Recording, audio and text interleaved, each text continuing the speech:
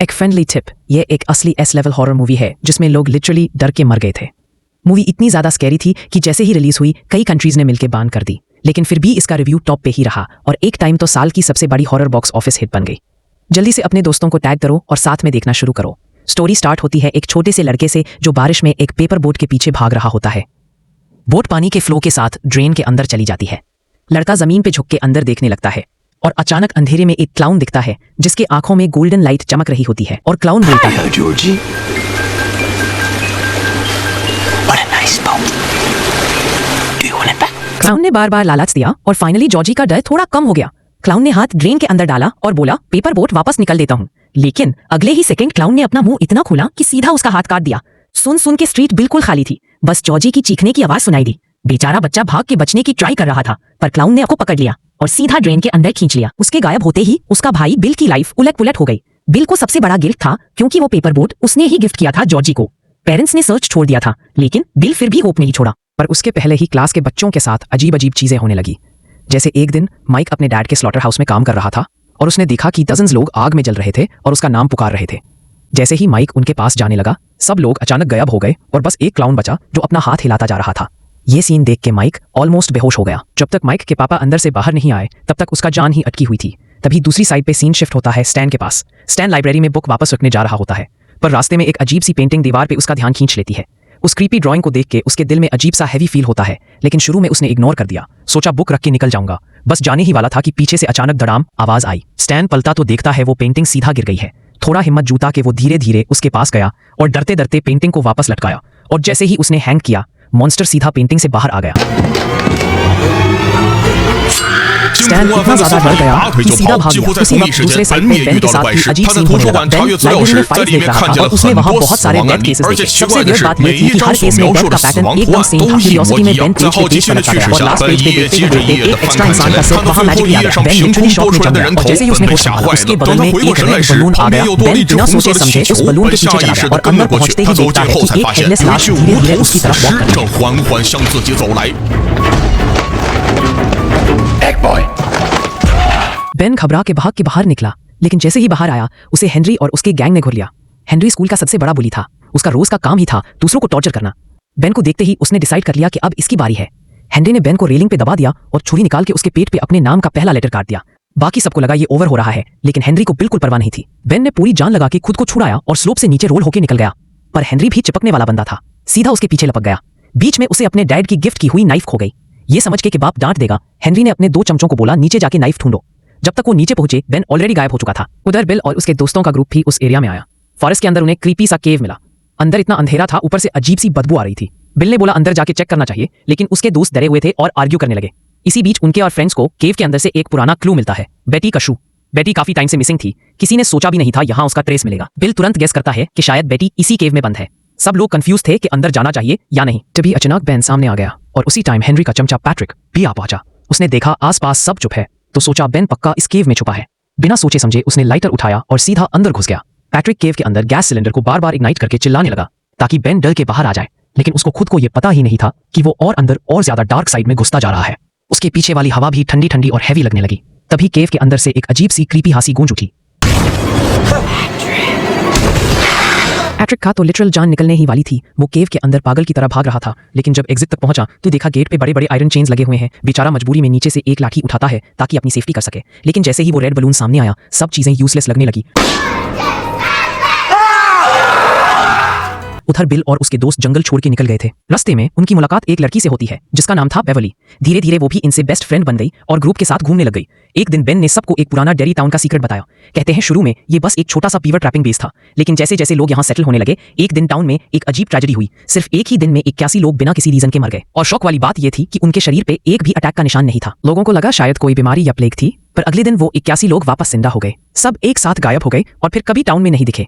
उनके बारे में सिर्फ एक ही क्लू मिला, एक पुराने कोइन के पास ब्लड स्टेन्ड कपड़े का ढेर। ये कहानी सुनकर सबके रोंगे खड़े हो गए, लेकिन किसी को भी अंदाजा नहीं था कि अब उनके ऊपर भी वही बदकिस्मती आने वाली है। ग्रुप का एक मेंबर एडी जो एस्मा का पेशेंट था, वो टाउन के एक पुराने हॉन्टेड हाउस के पास से जा रहा था। वहां उसको एस्मा अटैक हो गया। जब वो अपना इनहेलर निकाल रहा था तभी हॉन्टेड हाउस का गेट अपने आप खुल गया।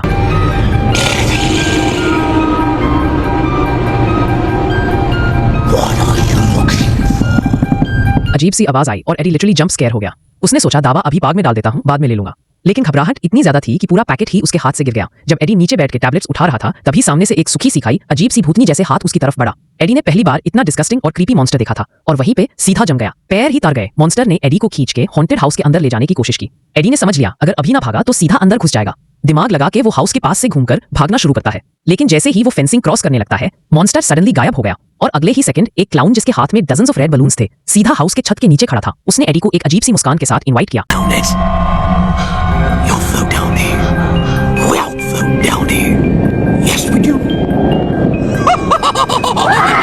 क्लाउन की बातें और उसकी वो क्रीपी हंसी ने एडी को इतना डरा दिया कि वो सीधा भाग गया। उधर बेवरली घर आके बाथरूम में थी, तभी उसने ड्रेन से वही आवाज सुनी। बेव ड्रेन के अंदर झुक के बहुत देर तक देखती रही लेकिन समझ ही नहीं पाई कि आवाज किसकी है। सच पता करने के लिए उसने एक मेजरिंग टेप सीधा ड्रेन के अंदर घुसा दिया, लेकिन जब टेप वापस खींच के निकाली तो सिर्फ एक छोटी सी खून से भीगी हुई जुल्फें मिली। बेव शॉक में ही थी कि तभी ड्रेन से इतने सारे बाल निकलकर उसके पूरे बॉडी को छपट लिया। अगले सेकंड एक खून का फव्वारा निकल के पूरा बाथरूम लाल कर दिया। बेव डर के चिल्ला के अपने पापा को बुलाती है, लेकिन उसके लिए सबसे बड़ा शॉक ये था कि पापा को एक बूंद भी खून नजर नहीं आया। उसी रात बिल जो अपने भाई जॉर्जी को ढूंढ रहा था उसके साथ भी अजीब सीन हुआ। उसने देखा जॉर्जी के रूम की लाइट अपने आप ऑन हो गई। बिल ने मासूमी में सोचा शायद भाई वापस आ गया है, लेकिन रूम बिल्कुल खाली था। बिल जब अपने भाई का टॉय उठा के उदासी में डूबा था तभी उसने ड्राइंग रूम से फुटस्टेप्स की आवाज सुनी। वो तुरंत भाग के गया और उसने एक झलक में जॉर्जी का शैडो देखा। बिल उसके पीछे दौड़ता हुआ सीधा बेसमेंट में उतर गया और वहां उसको अपना भाई दिखा, पर इस बार जॉर्जी वैसे नहीं था जैसे पहले। वो अजीब सी बातें कर रहा था जैसे कोई और उसके बॉडी में घुस गया हो। जैसे जैसे जॉर्जी का चेहरा और ज्यादा क्रीपी होता गया असली विलेन सामने आ गया। वही क्लाउन पानी में से निकाल के सीधा बिल की तरफ जंप किया। लकी था बिल की उसने तुरंत रिएक्ट किया, वरना बेसमेंट में ही खत्म हो जाता। वो भाग के अपनी जान बचा लेता है। अगली सुबह बेवरली ने अपने दोस्त को घर बुलाया और बाथरूम दिखाया। सब लोगों ने क्लियरली देखा कि वहां सच में खून छाता हुआ है। तब बेव को थोड़ा सुकून मिला कि ये सिर्फ उसकी हेल्यूसिनेशन नहीं थी। ग्रुप ने बैठ के डिस्कस किया और तब सबको रियलाइज हुआ कि इन दिनों सभी के साथ वियर्ड इंसिडेंट्स हुए हैं और लगभग हर एक ने उस क्रीपी क्लाउन को देखा है। तभी उनकी नजर रोड पे लगी एक कार पर पड़ती है। बुली हेनरी और उसके गैंग ने माइक को फिर से घेरा हुआ था। ग्रुप को समझ आया कि माइक जो अभी तक उनका फुल फ्रेंड सर्कल का हिस्सा नहीं था फिर से पिट रहा है। छोटी सी नदी के पास हेनरी गैंग माइक को तंग कर रहा था। बिल और उसके दोस्त सीधा अटैक पे उतर आए। स्टोन पेल्टिंग का पूरा बैटल शुरू हो गया। पत्थर के वार में आखिर में हेनरी और उसके दोस्तों की वाट लग गई और वो सब भाग गए। इस जीत के बाद माइक भी ऑफिशियली इनके ग्रुप का मेंबर बन गया, क्योंकि जैसे ही सब टाउन में वापस आए उन्होंने देखा कि वॉल्स पे और भी मिसिंग पोस्टर्स लग गए हैं। तभी बेन ने गेस किया शायद ये सब गुमशुदा होने का साइकिल हर कुछ टाइम बाद रिपीट होता है और अब हमारी बारी है। सबको अब पक्का डाउट हो गया था ये सारे मिसिंग किड्स का केस क्लाउन से ही लिंक्ड है। ग्रुप ने बैठ के डिसाइड किया कि क्लाउन उन बच्चों पे अटैक करता है जिनके दिल में पहले से डर होता है। बिल को तब एक बड़ा क्लू याद आया। वो सबको अपने गैराज में ले गया जहां उसने जॉर्जी के मिसिंग होने के बाद गैदर किए हुए मैप्स और नोट्स लगाए थे। बिल ने दिखाया कि हर मिसिंग किड के केस के आसपास एक ना एक ड्रेनेज पाइप जरूर था और सब पाइप्स का जंक्शन एक ही जगह पर मिलता था, हॉन्टेड हाउस के पास। बिल ने तुरंत गेस किया शायद जॉर्जी वही लॉक्ड है। नेचुरली ग्रुप ने डिसाइड किया कि बिल अकेला रिस्क नहीं लेगा, सब साथ चलेंगे। तो सब हॉन्टेड हाउस के गेट तक आ गए। अंदर एंटर करते ही बिल ने एडी और रिची को लीड करने बोला। बस एंट्रेंस क्रॉस किया ही था कि ऊपर से हेल्प की चीखने की आवाज आई। तीनों ऊपर भागे और वहां उन्होंने एक मिसिंग लड़की को देखा, लेकिन तुरंत एक इनविजिबल फोर्स ने उसे खींच लिया और वो आंखों के सामने गायब हो गई। बिल और रिची उस लड़की को बचाने के लिए रूम के अंदर रश करते हैं, लेकिन एडी को पीछे से अपना नाम सुनाई देता है जैसे कोई उसे बुला रहा हो। जैसे ही उसने पलट के देखा तब तक बिल और रिची ऑलरेडी रूम के अंदर जा चुके थे और धड़ाम रूम का डोर अपने आप बंद हो गया। पर अचानक से हॉलवे का फ्लोर टूटने लगता है। उसने बैलेंस बनाने की कोशिश की थी कि एक अजीब से बड़े बड़े मॉन्स्टर्स हैंड्स उसके शोल्डर पे टपक गए। एडी इतना शॉक हुआ कि उसके पैर फिसल गए और वो सीधा नीचे गिर के टेबल पे धड़ाम से गिरा। गिरते ही उसका हाथ टूट गया और वो पेन में हिल भी नहीं पा रहा था। उसके समझने से पहले ही सामने का पुराना फ्रिज अपने आप खुल गया और अंदर से एक बड़ा सा क्रीपी क्लाउन उल्टी पुल्टी पोजीशन में क्रॉल करके बाहर निकल आया। क्लाउन एडी के ऊपर जंप करता है और उसको दबोच लेता है। बेचारा एडी घबरा के क्लाउन के मुंह पे बार बार थप्पड़ मारने लगता है, लेकिन क्लाउन को गुस्सा नहीं आया। उल्टा उसने एडी का इंजर्ड हाथ उठाया और प्रिटेंड किया जैसे उसको खा ही जाएगा। एडी का दर्द देख के क्लाउन और भी ज्यादा एक्साइटेड हो गया। तभी उसने अपना खून से भरा हुआ मुंह खोला और एडी को एक ही बार निगल जाने के लिए तैयार था, लेकिन गुड टाइमिंग पे बिल और रिची रूम से बाहर निकल आए। एडी ने जैसे ही अपने दोस्त को देखा उसका दर्द थोड़ा कम हो गया और ये बात क्लाउन को बिल्कुल पसंद नहीं आई। वो गुस्से में एडी को छोड़ के सीधा बिल और रिची की तरफ, और उसी सेकंड एक आयरन रॉड सीधा क्लाउन के सर के पार घुस जाती है। दरअसल बेवरली और बाकी ग्रुप हेल्प के लिए आ गए थे। वुंडेड क्लाउन ने सबको मार डालने का ट्राई किया, लेकिन चोट इतनी बड़ी थी कि उसको वापस गटर के अंदर रिट्रीट करना पड़ा। बिल ने बोला जब तक ये वीक है तभी इसका काम तमाम कर देते हैं, बच्चों को भी बचा लेंगे। लेकिन ग्रुप डिवाइडेड हो गया। बेवरली को छोड़कर कोई भी रिस्क लेने को रेडी नहीं था। सबका कहना था कि क्लाउन हर 27 साल में ही वापस आता है और तब तक हम सब बड़े हो जाएंगे। उस वक्त वो हमारा कुछ नहीं बिगाड़ पाएगा। पर सबको शौक तब लगा जब अगले ही दिन क्लाउन सीधा बेवरली के घर पहुंच गया और उसको अपने साथ ले गया। जब बिल को पता चला कि बेव किडनैप हो गई है उसने तुरंत ग्रुप को दोबारा इकट्ठा किया, लेकिन इस बार उसके पास एक नया आइडिया था। क्लाउन से बचने का असली तरीका। Dan, we all have to go. Stick together.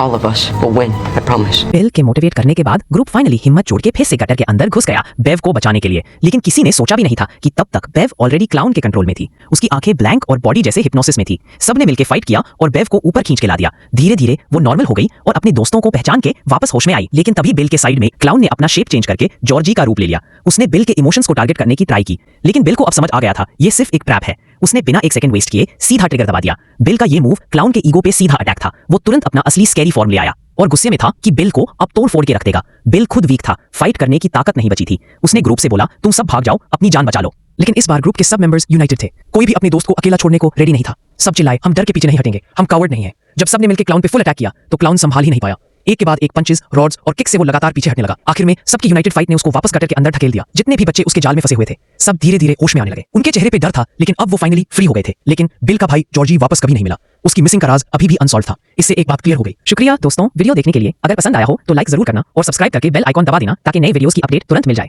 चलो फिर अगले वीडियो में मिलते हैं।